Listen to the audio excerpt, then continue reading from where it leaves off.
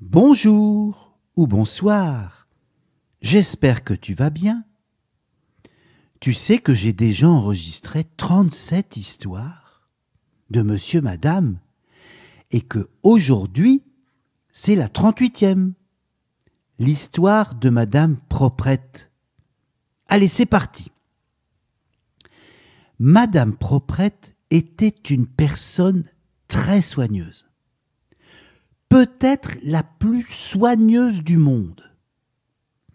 Sa maison s'appelait Villa Sous-Neuf, parce qu'elle était propre comme un sous-neuf. Un matin, comme tous les matins, madame Proprette se réveilla dans sa villa Sous-Neuf. Elle se leva et regarda par la fenêtre. Il avait plu toute la nuit, et, horreur, une flaque d'eau s'était formée dans l'allée du jardin. Madame Proprette s'empara d'un torchon et descendit bien vite dans son jardin. Elle essuya la flaque d'eau. Ensuite, elle rentra dans la maison pour laver le torchon. Puis elle le repassa, le plia soigneusement et le rangea dans un tiroir. Car chaque chose devait être à sa place dans la villa Sous-Neuf. C'était l'été, et comme chaque été, madame Proprette allait prendre une semaine de vacances. Elle passa 2 semaines à préparer sa valise et 1 semaine à l'astiquer. En quittant la villa Sous-Neuf, madame Proprette songea avec inquiétude. Pourvu que les meubles ne prennent pas trop la poussière pendant mon absence.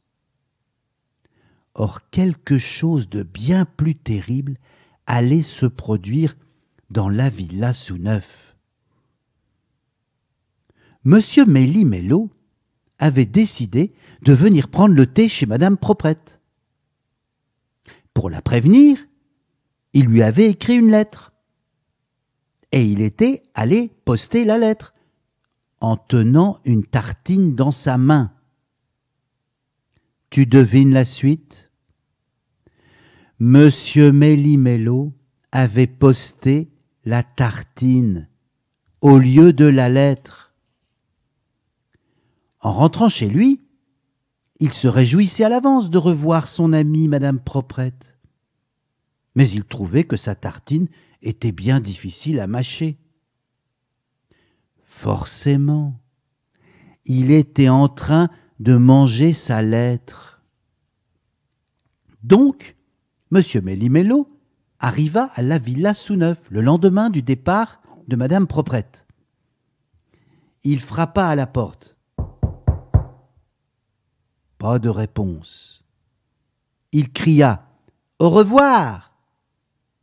Il aurait dû dire « Bonjour !»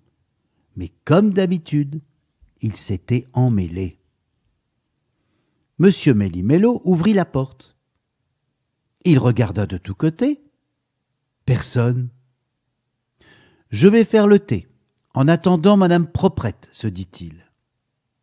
Il entra dans la cuisine de la villa Sous-Neuf et prépara le thé. Puis il attendit. Longtemps. Finalement, monsieur Méli-Mélo rentra chez lui. Madame Proprette descendit du taxi, paya le chauffeur et soupira. « J'ai passé de bonnes vacances, mais je suis bien contente de me retrouver chez moi. » Madame Proprette ouvrit la porte de la villa Sous-Neuf. « Il n'y a pas trop de poussière, » dit-elle joyeusement. Madame Proprette décida de se faire une bonne tasse de thé avant de défaire sa valise. Mais après le passage de monsieur Méli-Mélo, ce n'était pas facile de se faire une tasse de thé. Madame Proprette trouva la théière dans le réfrigérateur et le lait dans la théière. et le thé dans le sucrier, et le sucre dans le pot à lait, et les tasses dans le four, et les soucoupes dans la huche à pain.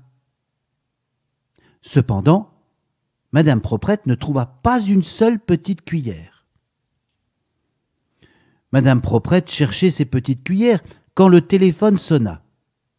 Elle décrocha. « Allô ?» dit-elle. À l'autre bout de la ligne, M. Méli-Mélo s'aperçut qu'il tenait son téléphone à l'envers. Il le remit à l'endroit et s'écria « Au revoir !»« Qui est à l'appareil ?» demanda Madame Proprette. « C'est vous !» Madame Proprette réfléchit un instant et demanda « C'est Monsieur Méli-Mélo ?»« Oui !» répondit Monsieur Méli-Mélo, sans se tromper pour une fois. « Êtes-vous venu ici pendant mon absence ?» demanda Madame Proprette. « Oui !» répondit Monsieur Méli-Mélo, sans se tromper pour la deuxième fois.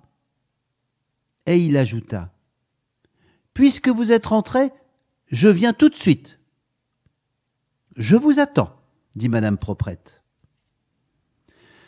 Madame Proprette poussa un long soupir. Elle s'assit à côté du téléphone. « Ouille !» Elle regarda sous le coussin du fauteuil. Toutes ses petites cuillères étaient là, et ses couteaux, et ses fourchettes. L'année prochaine, Madame Proprette ne partira pas en vacances sans fermer sa porte à clé. À bientôt.